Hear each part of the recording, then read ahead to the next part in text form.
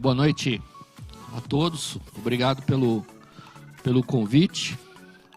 Eu acho que todo espaço onde se promove a troca de conhecimento se torna uma espécie de templo que tem que ser reverenciado. Estou muito surpreso com o que vocês fizeram aqui, espero que seja profícuo para o futuro. Eu vou falar um pouquinho sobre o processo de aprendizado que a gente foi descobrindo na minha atividade e que, sem que eu percebesse, acabou contaminando muita gente num segmento onde o Brasil engatinhava, onde havia um certo preconceito, uma atividade de náutica considerada elitista, e hoje a gente tem uma atividade que gera muitos empregos, que ainda tem muito para evoluir, onde ainda falta esse consenso de todos os atores da atividade. E é engraçado porque eu entrei no mundo náutico de uma maneira bastante tosca e prosaica, para não falar muito. Eu adorava ver fotos de embarcações como essa. Esse é um navio que viaja para a Antártica regularmente. Nós encontramos ele esse ano 2 vezes na Antártica, mas eu nunca me imaginei protagonista desse universo. Eu morei nessa cidade, Paraty, uma cidade que tem uma comunhão muito autêntica com o mar. Os portugueses construíram a cidade abaixo do nível da maré alta para que a maré limpasse as ruas numa época do Brasil colônia, onde não tinha uma solução para o problema do esgoto. E é engraçado porque eu aprendi a navegar na rua, literalmente na rua, andando com uma canoinha de Guapuruvu, que eu tenho ainda, quando a maré estava cheia. E era muito divertido ir para a padaria de canoa, comprar pão e voltar para casa. Tem que andar rápido, porque a maré abaixa e fica sem graça encalhar no meio da rua. E assim eu acabei descobrindo uma atividade que de certa maneira entrou no meu sangue, que é o exercício de se locomover sobre a água. Eu fiz minha casa nesse sítio, depois de muitos anos em Paraty, e é um sítio engraçado, graças a Deus me livrei dele agora, recentemente, mas é um sítio que não tem acesso por terra, só se chega por mar. E para ir para a minha casinha, eu saía da cidade, normalmente numa canoinha como essa. E aos poucos eu fui descobrindo que essas embarcações tão básicas e tão, assim, discriminadas, coitadinhos dos pescadores, canoeiros, na verdade, elas escondiam uma forma de conhecimento extremamente rica. Cada canoa tem um estilo diferente, um design diferente, uma função diferente, muito sutis essas diferenças. E eu fui percebendo essas diferenças com o tempo, e assim eu comecei a me interessar por esse universo dos barcos e dos homens que navegam. Cada canoa tem uma particularidade, uma função atrás do seu design.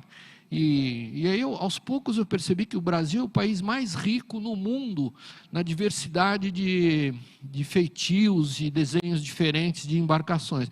Infelizmente, a gente não considera, a gente considera o funk pancadão como patrimônio cultural, e esse patrimônio ainda é desconhecido.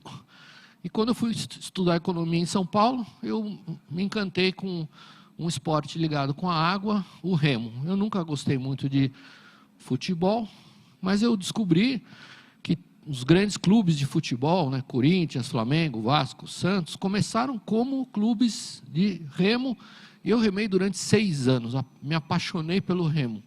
E me apaixonei não porque era gostoso andar na água, ou porque a gente se matava para ganhar um campeonato.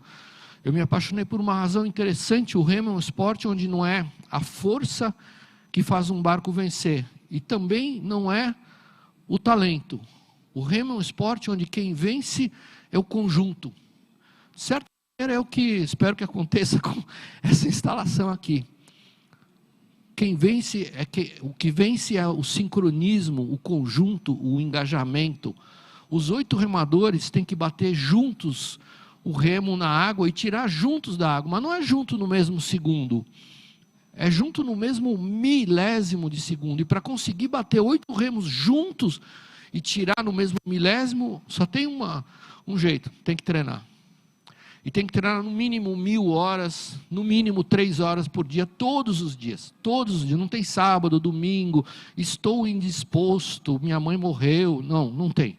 Todos os dias. Interrompeu um dia de treino, começa a contagem das 1000 horas. Adorei remar, fiz meus melhores amigos no remo. E um dia eu comecei a fazer perguntas engraçadas. Eu li o relato de 2 remadores que tentaram atravessar o Atlântico Norte, de Nova York para Land's End, na Inglaterra. Eu falei, tá louco, que ideia absurda, eu tenho calos na bunda até hoje eu tenho, só 6 anos eu remei, mas eu falei, tá louco, esses caras vão morrer, que ideia maluca, como é possível atravessar um oceano remando? E eles, algumas semanas depois, eles saíram de Cape Cod, ali um pouquinho para cima de Nova York, e morreram. E quando eu soube que eles morreram, eu falei, nossa, eu matei os 2. Para que eu fui falar que eles iam morrer? Morreram, sumiram, passou o furacão Alma, nunca mais foram vistos. Eu fiquei triste, esqueci a história. 2 anos depois, outra notícia mais incrível ainda. Os remadores nunca foram encontrados, mas o barquinho que tinha capotado chegou em Land's End, na Inglaterra, sozinho. E aí eu achei aquilo incrível. Falei, puxa, pelo menos a rota certa, eles escolheram as correntes. E aí eu pensei, caramba, por que ninguém atravessou o Atlântico Sul? A distância é maior, os problemas são maiores, mas tem menos trânsito, menos risco de ser atropelado por um navio. E o que era uma brincadeira, literalmente uma brincadeira, de repente se transformou no desenho de uma rota, e eu comecei a construir um barquinho no subúrbio do Rio de Janeiro, aliás, numa cidadezinha, num bairro chamado Vilar dos Teles. Parece que até uns anos atrás eles falavam no Rio capital do jeans, não sei se é ainda, mas é um lugar onde tem muita confecção pequena de jeans. E comecei a construir o barco lá e terminei de construir em São Paulo, e no dia 10 de junho de 1984, eu botei o barco na água, às 5 horas da manhã, desse dia 10, um domingo. Eu deixei o porto de Lüderitz, na Namíbia, e eu tinha pela frente 7.000 quilômetros. Meu objetivo era chegar na Bahia, na barra do rio Pojuca. E aí aconteceu uma coisa muito engraçada, eu não estava com medo, eu estava em pânico. Mas poucas vezes na minha vida eu me senti tão bem como nesse dia. À medida em que eu fui me afastando da África e as dunas foram desaparecendo na neblina, e o dia foi nascendo, eu saí no escuro às 5 da manhã desse domingo, foi dando uma sensação de alívio absolutamente maravilhosa. Essa sensação que você tem quando você coloca um projeto em prática, quando você sai do papel e começa a executar um negócio que todo mundo desacreditou, que todo mundo falou, você vai morrer, você vai morrer, você vai morrer. Essa sensação é maravilhosa. Essa sensação de que não tem como voltar para trás agora, tem que continuar em frente. E foi um dia ruim, mar muito ruim. Na noite desse dia eu capotei a primeira de algumas vezes, estava muito frio. Esse é o mar mais frio do continente africano, tem focas e pinguins. Tem uma upwelling, uma ressurgência fria que vem da Antártica, e é o deserto mais quente da África. E essa diferença entre as temperaturas altas do deserto e a água gelada provoca ventos extremamente violentos. 100 dias e 6 horas depois, eu ancorei o barquinho na Praia da Espera, a 30 metros da barra do rio Pojuca, e esse foi um dos dias mais estranhos da minha vida.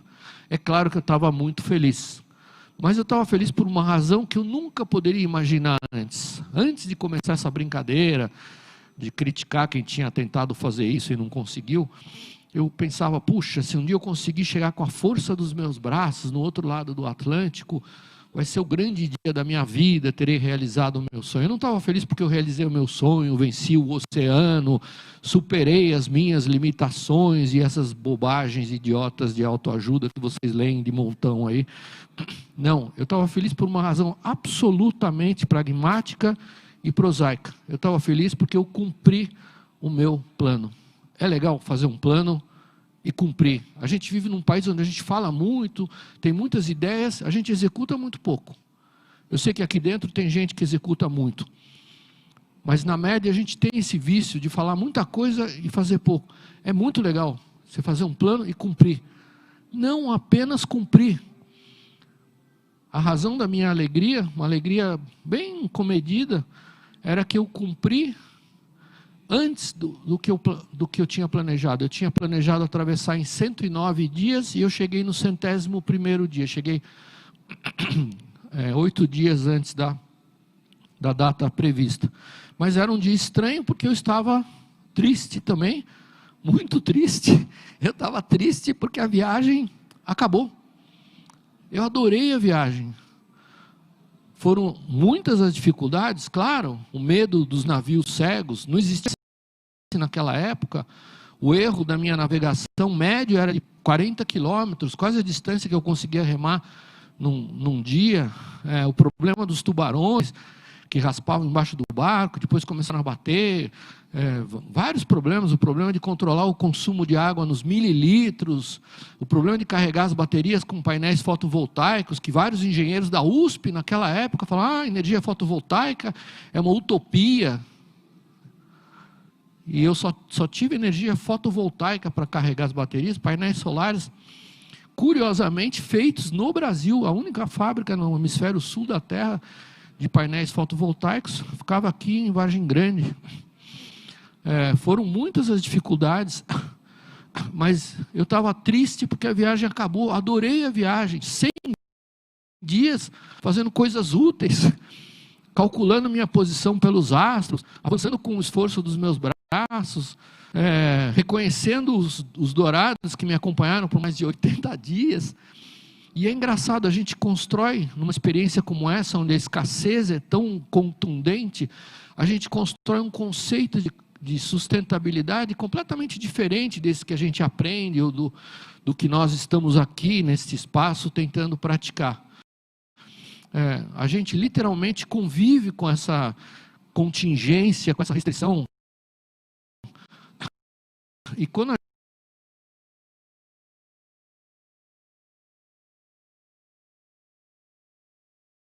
cada um de vocês está descobrindo isso agora, e todos nós no mundo estamos descobrindo, precisava, para fazer uma reunião de pauta em Brasília, pegar 4 voos queimando querosene, 6 táxis. Não. A gente tem recursos incríveis hoje. Precisava gastar o que a gente gastava, a energia que a gente desperdiçava. E a gente está entrando numa etapa de vida da humanidade incrível, onde a gente tem ferramentas tão poderosas de conectividade, de transporte de conhecimento, que a gente usava muito mal, e a gente pode usar muito, muito melhor. Eu adorei a experiência. 100 dias sem ver um contador, 100 dias sem ver 100 dias sem ver um oficial de justiça. Uma maravilha. Eu não queria descer do barco. Eu fiquei 8 horas a bordo até desembarcar na praia da Espera. E aí eu percebi uma coisa engraçada. Eu tinha mania de juntar fotos de lugares. Paraty é uma cidade quente, e eu tinha uma espécie de paixão por lugares frios, e também eu sempre gostei de literatura. Eu tinha esse hábito de colecionar relatos das expedições, da fase heróica de exploração da Antártica, do Ártico, da passagem de Noroeste, de Nordeste, e não sei o quê. Mas quando eu terminei a viagem, fui para minha casa, rasguei todas as fotos que eu tinha desses lugares, e eu percebi que muito mais legal do que você ficar vendo fotos incríveis, Net Geo, Discovery Channel e essas porcarias, canal off, muito mais legal do que isso é você entrar na foto.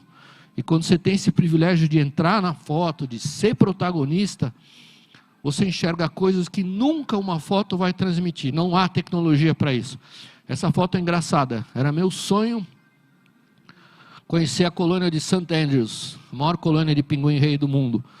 Eu falo, nossa, o dia que eu entrar nessa colônia, eu vou cortar os pulsos de alegria, eu vou explodir, fazer 1000 selfies. A foto não mostra o sofrimento que eu estou passando. Eu estou no meio de 1 milhão de pinguins fazendo cocô no mesmo lugar há milênios. É um cheiro insuportável. A foto não mostra um cheiro. O cheiro, só tem um jeito de descobrir isso, que é entrar na foto. E assim eu construí esse desejo de entrar na foto. Mais do que entrar na foto, de construir a minha própria foto. E essa é uma foto que eu não tirei. Não foi eu que tirei essa foto. É uma foto do Paraty 2. Mas essa foto eu construí. Eu desejei fazer um barco com autonomia de 3 anos. Não tinha nenhum outro barco no mundo totalmente sem lastro. Eu desejei chegar nesse dia, nesse lugar em Porto Locroix. E eu ganhei de prêmio o encontro com esse barco que eu sonhava conhecer e nunca imaginei que teria o privilégio de ser convidado para conhecer o Europa, aquele navio lá de 100 anos, que até hoje viaja regularmente para a Antártica. Mas essa experiência de construir a própria foto, de ser protagonista de um processo, é uma experiência dura, difícil, demorada, não tem como cortar caminho, só que ela é muito gratificante. O que a gente aprende ao longo desse processo é exatamente o que acontece quando a gente começa uma iniciativa como essa. Quando a gente começa a se unir para trocar conhecimento, para fazer daquilo que a gente faz alguma coisa melhor. É incrível esse poder. Eu sou filho de libaneses, né? Eu sempre achei estranho, né, esse hábito em São Paulo, desses bairros especializados em ferramenta, em calcinha e sutiã, em panela de pressão, não sei o quê. Eu falei, caramba, todos concordam. Não, é o poder da união que faz cada negócio ser maior. E esse exercício de se unir para fazer melhor é um exercício que exige uma espécie de evolução cultural, que eu acho muito saudável. Eu adoro esse barco. Esse barco tem 18 anos, tem 14 temporadas na Antártica. É a única embarcação no planeta que contornou a convergência antártica, contornou a Antártica dentro da convergência. Nenhum outro barco, navio, quebra-gelo. E a gente fez isso com 5 pessoas. É o único barco hoje que tem autonomia de 3 anos para operar em alta latitude. 3 anos sem parar para abastecer, para comprar comida, para pôr combustível, para fazer manutenção. 3 anos. É duro colocar 3 anos de autonomia dentro de uma lata de alumínio. Mas é possível, é um desafio interessante. E esse processo de construir a minha foto foi um processo longo, demorado. Eu entendi que se eu não começasse a fazer, eu não sou cientista, nunca seria convidado para ir para uma expedição antártica. Eu não sou engenheiro também. Eu adoro engenharia, sei discutir com qualquer engenheiro, mas eu não sou engenheiro. E eu percebi a importância nesse processo de trocar conhecimento, a importância da diversidade dentro de um segmento, dentro de um setor. Porque é exatamente a diversidade que faz com que cada um perceba soluções para os problemas mais criativas, mais eficientes. Eu sou obrigado, no fim das contas, a ter um maldito engenheiro naval que assine a minha planta. É muito legal. E os engenheiros com quem eu trabalho são incríveis, são engenheiros formados nas melhores escolas da França, da USP, e também são engenheiros analfabetos, sem dentes, os mestres jangadeiros do Ceará, os mestres saberistas da Bahia, os construtores de canoa do Elesbão, no Amapá, de Pitimbu, no Pernambuco. E essa diversidade, no nosso processo de fazer os barcos hoje, ela é extraordinariamente criativa, não é só eficiente, ela é muito criativa. Eu queria conhecer a Antártica. Todo mundo falava, puxa, mas você é louco, você quer ir sozinho para a Antártica? Eu falei, mas eu queria conhecer a Antártica, quero fazer um barco para ir para lá e conhecer a Antártica. Porque eu nunca vou participar, eu não sou militar também, nunca vou participar de um programa oficial. E todo mundo fala, você é louco, mas imagina, um veleiro não é um quebra-gelo, um veleiro, você pode ficar preso lá, imagina que desgraça, ficar preso 1 ano. Você não tem potência para quebrar o gelo. Se der umas 2 semanas de calmaria, o mar congela e você não volta mais, tem que ficar preso até o verão do ano seguinte. E todo mundo falava isso e eu pensava, puxa, mas eles têm razão. E aí aconteceu um dia um fato muito engraçado, para não dizer interessante. Eu resolvi inverter o problema. Eu falei, caramba, sabe de uma coisa? Eu vou abraçar o problema. Eu vou fazer um barco não para ir para a Antártica. Eu vou fazer um barco para ficar preso lá 1 ano. E é incrível, quando eu tomei essa decisão, e foi engraçado, porque eu tomei na casa, no banheiro da casa do meu melhor amigo, quando a gente está sozinho no banheiro, a gente tem uma mente um pouco mais criativa. E eu falei, caramba, meu amigo tem razão, tem um risco enorme de ficar preso. Mas imagina que maravilha, de repente, naquela época eu tinha uma vida complicada, eu tinha uma ação judicial, um executivo fiscal em Paraty, tinha o gerente do banco na porta de casa todo dia, tinha despachante, tinha oficial de justiça toda semana em casa. Eu falei, imagina que maravilha, ficar num lugar onde ninguém te alcance por 1 ano, isso pode ser o paraíso. E é engraçado quando a gente muda o enfoque daquilo que a gente faz, e pensa no contexto, pensa na distância, pensa ao longo do tempo, a gente inverte os problemas. Não era mais o problema técnico de fazer um barco e navegar sozinho com ele para a Antártica. Era um desafio logístico muito interessante, onde tinha problemas curiosos, como ter energia durante 1 ano, como fazer água durante 1 ano. Sem energia não se faz água. O frio não é um problema, porque a neve é o melhor isolante térmico. Como ter suprimentos, peças de reposição, como dessalinizar a água, como fazer uma dieta que dure sem ter geladeira. Bom, na Antártica faz frio, mas o problema é que a gente sai no verão do Brasil, com 40 graus em Paraty, e assim nasce um problema onde o desafio deixou de ser técnico e passou a ser logístico. E eu adorei a experiência. Levei 5 anos para deixar esse barco pronto.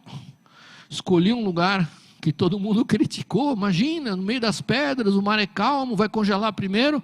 E de fato, eu cheguei no final de janeiro, em fevereiro começou a esfriar, e em março o mar começa a flocular, e aí acontece esse instante mágico de uma invernagem, que é o dia onde você acorda de manhã e pumba, o mar congelou, e você sabe pela primeira vez que você não vai sair dali até o próximo ano. E aí aconteceu uma surpresa, eu diria que foi quase um presente que eu ganhei nessa experiência. Durante 5 anos todo mundo falava, o que você vai fazer sozinho para matar o tempo? Você vai ficar louco, imagina, sem poder sair, o inverno na Antártica, tenebroso. O meu amigo argentino em Paraty, Mir, la depresión, la solitude, la oscuridad, e todas as desgraças que ele conhecia das bases argentinas e não sei o quê. Mas eu descobri uma coisa interessante que tem muito a ver com o que vocês estão fazendo aqui nesse espaço. Quando a gente tem esse privilégio de ser obrigado a fazer tudo aquilo que a gente consome, a gente enxerga quem são os nossos fornecedores. Eu achei que eu tinha morado 15 anos sozinho em Paraty. Eu nunca morei sozinho em Paraty. Quando eu virava a torneira da minha casa, saía água. Quando eu apertava o botão, acendia a luz. Quando eu ia trabalhar de manhã, saía de casa às 5, 6 horas da manhã. Quando eu voltava, minha cama estava arrumada, a casa estava limpa e minha roupa estava lavada e passada no pé da cama. Alguém fez isso. Eu nunca me preocupei de onde vem a água, de onde vem a energia. Quando a gente se torna o próprio provedor, a gente começa a enxergar os nossos provedores. E aí a gente vê o poder de trabalhar numa comunidade unida, onde uns são provedores dos outros. Cada um de vocês aqui deve ter um exército de pessoas invisíveis que proporcionam algum benefício, bem-estar, que vocês nem cumprimentam, nem agradecem, nem reconhecem. E provavelmente muitos aqui são provedores invisíveis de tantas outras pessoas, os seus clientes em estados diferentes, sei lá. Tantas situações nas quais a gente nunca para para pensar. E essa experiência de se tornar o próprio provedor é muito engraçada, porque eu levei um monte de livros para ler, e acabei ficando 14 meses na Antártica, não deu tempo de ler um livro. Eu gosto de ler, eu adoro ler, eu leio em 4 idiomas, adoro ler, não consigo sair de casa sem ler alguma coisa. Não deu tempo de ler, porque cada dia eu tinha mais tarefas para fazer, a manutenção do motor, do gerador, das velas, da máquina de derreter água, da máquina de fazer calor. Todos os dias as tarefas iam aumentando, e eu falava, meu Deus, não vai dar tempo. Eu acordava mais cedo a cada dia e dormia mais tarde. E aí acontece uma coisa engraçada, o tempo se torna uma grandeza extremamente escassa, e ele voa. É lindo o verão na Antártica, é maravilhoso, 24 horas de sol, mas o inverno é a contrapartida. No inverno a gente fica, depende da latitude, 4, 5 meses sem ver o sol. E aí aconteceu um evento interessante. Eu fiquei quase 5 meses, 4 meses e meio sem ver o sol, e esses 4 meses e meio passaram rápido, como se fosse um fim de semana. De repente eu estava em pânico, porque eu tinha desmontado vários sistemas do barco e não tinha montado ainda. Falei, meu Deus, vai chegar a primavera, quando chegar a primavera vai aparecer o sol, e de repente vai chegar o verão em dezembro, e eu ainda não acabei de montar tudo, preciso de 2 meses, não tenho 2 meses, o que eu faço? E eu trabalhava que nem um escravo para deixar as coisas em ordem, o barco em condições, tirar o gelo, fazer a manutenção de todos os componentes.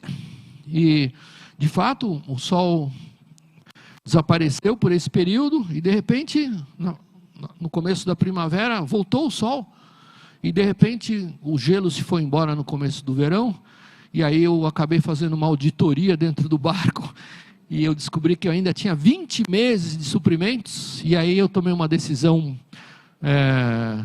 drástica, para falar o menos. Eu falei, caramba, eu nunca vou ter outra chance como essa, não vou voltar para o Brasil. Eu quero pular para o verão do hemisfério norte.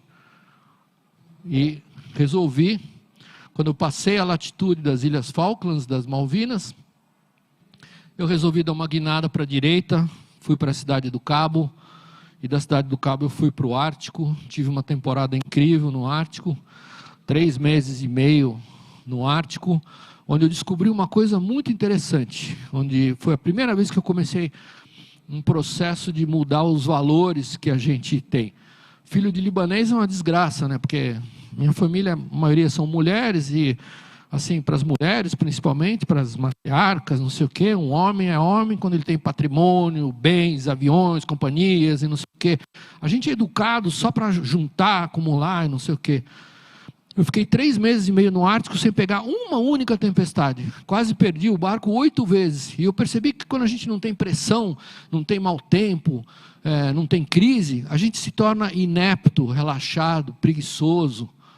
Todas as situações de risco que eu passei no Ártico, não teve uma tempestade, mas foram descuidos, porque eu estava numa vida completamente... Eu fui para uma latitude muito alta, acima de 80 graus de latitude, e pela primeira vez eu descobri um conceito diferente de patrimônio. Patrimônio não é o que a gente tem, é o que a gente faz. Não é o que a gente tem, o que a gente tem não vale nada. Ninguém aqui é dono da própria casa, eu lamento informar isso. Seu lindo apartamentinho não te pertence. Para de pagar o IPTU dele 6 anos para você ver de quem que é o seu apartamento. Para de pagar o condomínio 6 anos para você ver de quem que é. O carro que vocês têm, está no vosso nome, não é um bem que pertence a vocês. Se vocês morrerem, ele não pertence mais. Mas o que é patrimônio de verdade são as histórias que a gente escreve, as experiências que a gente viveu. O barco estava em meu nome, mas de repente não era um patrimônio. Patrimônio eram os 22 meses que eu passei dentro desse barco. As 27 mil milhas que eu percorri sozinho nele. Ninguém comandou para mim. Nem 1 metro, nem 1 minuto e nem 1 segundo, ninguém comandou, só eu comandei. Eu tinha um baita orgulho de ter feito isso até então, sem ter feito nenhuma burrada muito grande. E esse patrimônio, o patrimônio da experiência, esse patrimônio tem valor. E esse eu não queria perder. A gente está vivendo um mundo engraçado e interessante hoje. Eu diria maravilhoso. Um mundo, a gente não precisa mais ter as coisas. Se eu quiser montar uma companhia de aviação agora, eu não preciso ter um maldito avião. Se eu quiser montar uma fábrica, hoje eu não preciso nem ter as máquinas. Não preciso. Eu não quero ser dono da fábrica, do galpão, do prédio. Não, eu quero ser dono do negócio. Eu quero o meu Prolabore. Quero um Prolabore gordo. Mas ser dono das coisas, ter as coisas... Não. Eu quero ter as ideias, o processo. É isso que é bacana fazer. E é engraçado como a gente entende intuitivamente isso num barco. A outra experiência interessante de enxergar que aquilo que levou uma vida para fazer pode desaparecer em segundos, é que você aprende a pensar na eficiência, na sustentabilidade, no desperdício. É impressionante como a gente desperdiça recursos. É impressionante como a gente tem soluções para não desperdiçar. E vocês estão num segmento de negócio, de indústria, muito interessante, onde tem impactos importantes, no entanto, que podem ser mitigados ou eliminados. Tem milhares de soluções. Mas é muito importante pensar em conjunto para a gente conseguir fazer isso. Essa ideia da autonomia dentro de um barco é maravilhosa, é difícil. Como é que você faz 3 anos de autonomia? Primeira coisa, mitigando as perdas. Não é levando... Não tem espaço para redundância dentro de um barco. Pode ser um barco bilionário ou miserável. Não tem espaço, é uma questão física. É uma questão de eficiência. E essa experiência no Ártico foi muito rica de aprendizado para mim. E quando eu voltei para o Brasil, eu deixei o Spitsbergen. E quando eu cheguei no dia 5 de outubro, na minha casinha... eu tive uma surpresa muito engraçada. Eu voltei para o mesmo pedaço de areia 642 dias depois de ter saído dali, e é engraçado que a memória volta 642 dias, e eu lembrei que quando eu saí, eu pedi para o cara que ficou cuidando na casinha consertar essa janelinha, a janela da cozinha da minha casa. É uma propriedade muito bonita, muito grande, tem 3 quilômetros de costeira. Só tem essa casinha. E eu pedi para ele consertar a janela, e o Bill falou para mim, seu amigo, não posso consertar hoje, porque eu vou pescar guaiamum. Guaiamum é um caranguejo azulão, grandão. E aí ele jurou para mim que na segunda-feira ele ia consertar. Eu voltei 642 dias depois. Chego em casa, a janela estava quebrada ainda. Eu olhei para a janela e falei, não é possível, ninguém pode ser tão... Ele é folgado, mas ninguém pode ser tão vagabundo assim. Eu fui falar com o cunhado dele, que mora do outro lado, na Baía de Paraty-Mirim, 1 hora de caminhada. Quando encontrei o Reginaldo, o cunhado do Bill, eu falei, Reginaldo, eu pensei, só pode ter morrido, o Bill morreu? Ele falou, não, ele está pescando. Eu falei, está pescando o quê? Guaiamum. Eu falei, ainda, 2 anos, acabou todos os guaiamuns de Paraty. E a janela, o que aconteceu com a janela? E aí ele me deu uma resposta que me deu tudo que eu tenho hoje. Tudo que eu tenho hoje, empresas, bens... e que eu não quero mais ter. Ele olhou para mim nos olhos e falou, seu amigo, o senhor não vai acreditar, mas não deu tempo de consertar a janela. E aquilo foi um choque. Porque quando você termina uma viagem, você tem 1000 ideias na cabeça, você quer fazer tudo acontecer, você quer tirar do papel. É bacana planejar? É, mas tem uma hora que para de planejar, executa, faz. E quando ele falou que não deu tempo, foi um choque grande. Falei, nossa, pelo amor de Deus, eu não posso esperar mais 5 anos, mais 2 anos no mar para chegar outra vez para minha casa. Não, quero fazer disso a minha profissão. Quero fazer todos os anos, quero poder viajar todos os anos para a Antártica, para os lugares que eu gosto. Quero fazer barcos para os outros. Quero não ter mais barco, quero navegar no barco dos outros, que é muito melhor. O velho ditado lá, barco de amigo é o melhor barco que existe, é verdade. Ontem eu tive uma experiência diabólica, né? Eu tinha um evento de uma empresa internacional aí para 8.000 pessoas, e eu estava num barco em Paraty. E o pessoal estava em pânico, a produtora lá, sei lá, a agência de marketing estava em pânico, mas como você vai falar do barco e o sinal da internet? Mas a gente tem as soluções. O cara do barco é um cara da área financeira e ele tinha uma conexão satelital omnidirecional de internet que funcionou magnífico. O sinal da Vivo caiu, o sinal da Claro caiu. Paraty é uma desgraça, tudo cai. Mas deu certo, deu certo. E essa experiência de me dedicar profissionalmente a esse universo das pessoas que gostam de andar de barco foi uma experiência muito feliz. Foi um processo lento, demorado. O meu amigo Thierry tinha o sonho de ter um estaleiro. E eu tinha o sonho de não pagar um estaleiro. E aí a gente juntou os dois sonhos. Eu falei, eu construo o estaleiro para você, você constrói o barco para mim. E no dia em que ele passar pela porta, pimba, o estaleiro é seu, não quero nem saber quanto vale. E aconteceu isso. E desse estaleiro saíram muitos barcos, que hoje navegam em todos os oceanos do planeta, e cada barco é uma espécie de filho. Eu não sou dono do estaleiro, não tenho mais... Aliás, nesse mundo interessante que vivemos agora, você não precisa ter um estaleiro para ser um fabricante de barcos, a gente não tem mais. Não tem mais uma máquina, tem milhares de empresas com máquinas de ponta ociosas, a gente compra o espaço ocioso e faz coisas muito melhores do que a gente fazia antes, com muito menos recurso, com muito mais tecnologia.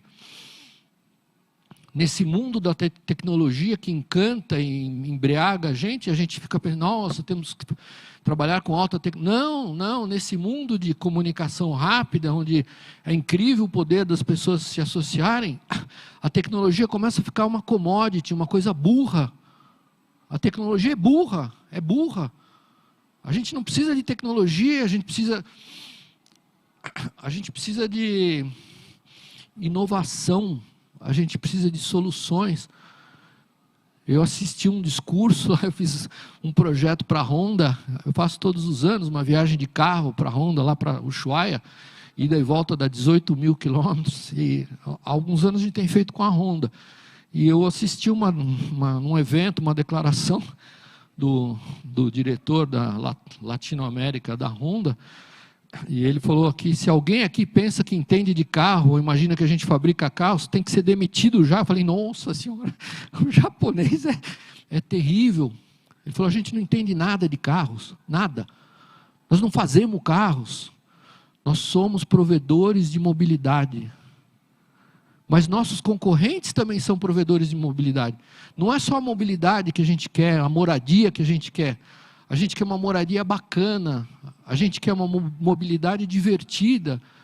A gente, hoje, nesse mundo, onde não precisa ter, mas a gente quer ter os benefícios, a gente quer os benefícios e não os bens, a gente precisa ter um pouco mais do que simplesmente a solução do nosso problema, a vestimenta. Não, a gente quer coisas legais, e a gente tem muita competência para fazer isso. Eu acho que o mundo da moda tem uma visão muito diferente disso. Eu sempre perguntei, por que uma maldita empresa de confecção tem que fazer 4 coleções por ano? Porque as pessoas querem gostar das coisas, é emoção. A inteligência artificial vai virar nossa irmã no trabalho, vai tornar as fábricas escuras sem nenhum funcionário? Vai tirar nosso emprego? Vai. Mas o que vai acontecer é que ela vai valorizar a emoção. Ela não vai competir, porque por mais inteligência artificial que a gente use, não tem emoção na inteligência artificial. E essa experiência barco é uma coisa extremamente emocional. Não sei se é tão emocional quanto o jeans, mas é um negócio que envolve muita emoção. E eu casei com a Marina, meus amigos falavam, ixi, você está ferrado, não, vai encher a casa de filhos e fraldas e nunca mais vai viajar. E eu casei com uma mulher legal, completamente diferente do que eu sou. Eu sou um cara tímido, meio atrapalhado, e sou desastrado, mas não posso ser desastrado num barco. E a Marina é expansiva, divertida, hipercomunicativa. E no dia que eu falei, podemos casar, porque agora eu estou com dinheiro, a gente pode comprar o nosso apartamento em São Paulo, ela falou uma coisa incrível. Ela falou, não, apartamento, você ficou louco? Você vai acabar o seu barco, o seu maldito barco.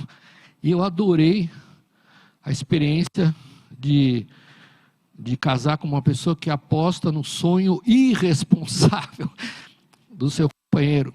Adorei.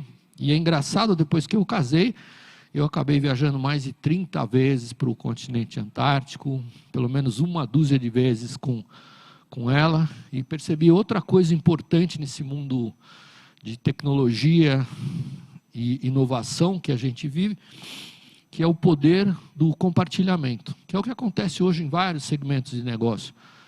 A gente compartilha o tempo ocioso dos veículos, dos imóveis, até mesmo do conhecimento, onde a gente aprende a fazer coisas espetaculares com menos impacto. Eu fiz um monte de viagens para a Antártica nos anos seguintes, passamos por muitas dificuldades, muitas. A construção do Paraty 2 foi um processo, era um barco completamente fora das minhas possibilidades financeiras, era um projeto de quase 30 milhões, eu não tinha dinheiro para trocar os pneus do carro, mas eu tive, em 8 anos, 6 anos de penúria financeira e 2 anos de bonança financeira. E nós fizemos há 1 ano e meio atrás um inventário na contabilidade, porque venceu os documentos, a gente podia queimar todos os documentos. E nós fizemos uma análise muito interessante de custos, despesas e eventos do estaleiro, e descobrimos que todos os erros do projeto aconteceram nos 2 anos de abundância financeira. E todas as ideias geniais, a convecção, a refrigeração por convecção, foi o primeiro barco nas Américas a ter uma estrutura que não foi laminada em alumínio, ela foi extrudada com canto arredondado, porque não machucava os soldadores e porque economizava a solda. A ausência completa de lastro, o estaiamento autoportante, centenas de soluções geniais aconteceram exatamente nesses períodos de pânico financeiro. Como é que a gente vai cumprir a folha de pagamento no final do mês? Meu Deus do céu, 180 caras no estaleiro, entrei numa fria. No final tudo deu certo. E aí eu entendi o risco de a gente ter abundância e de se acomodar. Mas eu continuo acreditando hoje muito nesse conceito do compartilhamento, de trabalhar em grupo, pode ser num segmento como o de vocês. Culturalmente, as novas gerações, eles têm essa habilidade de trabalhar em grupo, eles não querem mais. Minhas filhas não querem ter casa, não querem ter carro, elas nunca vão ter um carro. Elas querem ter uma mobilidade bacana em qualquer lugar do mundo. Dane-se, Amara, eu vim para cá com um carro, quero que ele exploda, suma, desgraçado. E na hora que eu sair daqui, eu quero ter um de outra cor. Por que eu tenho que andar em carro da mesma cor que eu vim? Não quero. E hoje é possível. E esse exercício de compartilhar o que a gente aprende é um exercício absolutamente maravilhoso. A gente pode compartilhar não só as coisas que a gente fez, mas as experiências que a gente foi acumulando ao longo do tempo. E aos poucos eu fui percebendo que os projetos que a gente fazia eram como se fossem filhos.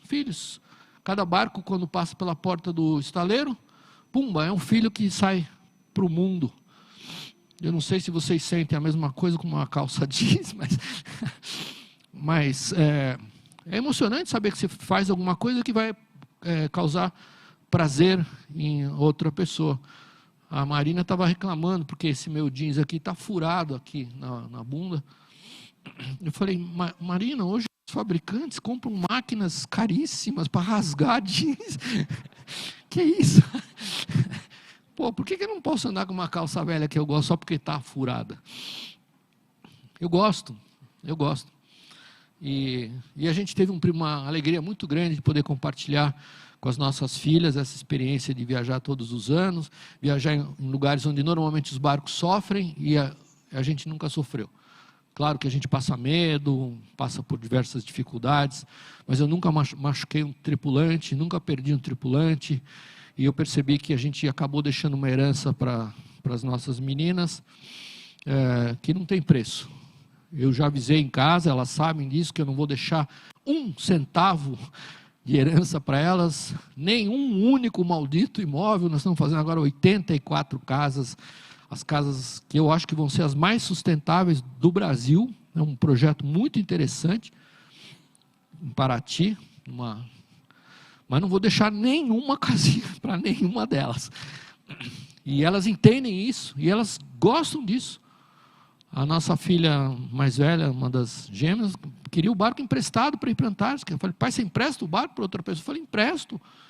E você me deixa aí? Eu falei, deixo. Então posso pegar o barco? Eu falei, de jeito nenhum. Mas como assim? Eu falei, filha, você tem que fazer o próprio barco. Você vai ter que, primeiro, arrumar o seu projeto. Segundo, arrumar o dinheiro. E esse é um processo onde não tem como cortar caminho. E ela não reclamou. Ela entendeu, foi para a França, comprou o barquinho dela, está há um mês viajando sozinha no Mar do Norte. Eu estou apavorado. Agora ela quer vir sozinha para o Brasil. Miserável, desgraçada. Um barquinho. Não, ela comprou um barco de 3, eu estava falando para o Márcio, 3.000 euros para atravessar o Atlântico. Não pode prestar, né? 30 e não sei quantos anos. Mas ralou que nem uma condenada, porque tudo estava podre, ruim, curto-circuito, com corrosão eletrolítica. Mas esse é o processo. E meus amigos são engraçados, são chatos. Eles falam, porra, Ramiro, você tem dinheiro, dá para ela. Você tem o barco, empresta para ela. No mundo dessa moçada hoje, das startups, das fintechs, né? Essa molecada monta uma startup, em 10 meses viram unicórnios. Eu falei, ó filho, no mundo das startups pode ser que você vira unicórnio em 10 meses, mas no mundo da educação e da navegação, não. Você tem que fazer o caminho, tem que percorrer o caminho. É um processo lento, você não forma um engenheiro de ponta qualificado num curso de 6 meses. É um processo, e a beleza da experiência, eu acho que essa é o caminho. Então elas entenderam isso, e elas têm uma pequena experiência hoje, que elas acham gigantesca, de viajar junto com a gente, fazer coisas que os outros barcos não fazem, mas tem uma diferença muito interessante, que elas entenderam, esse privilégio de poder andar com um Optimist no meio das baleias e tocar elas em ambientes onde pouca gente consegue chegar, transformaram as experiências delas em relatos escritos, mas quando uma menininha de 8 anos está falando para uma plateia nos Estados Unidos, na África do Sul, na Jordânia, não sei o quê, ela não está falando sobre o que ela herdou, o que ela aprendeu na televisão, ela está falando sobre o que ela experimentou, sobre a experiência que ela mesma construiu. Então, espero que no mundo do jeans vocês construam grandes experiências. Obrigado.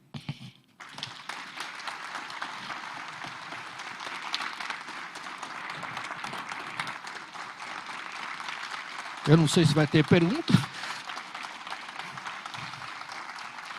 Muito obrigado. Parabéns pelo espaço, viu? Maravilhoso, viu?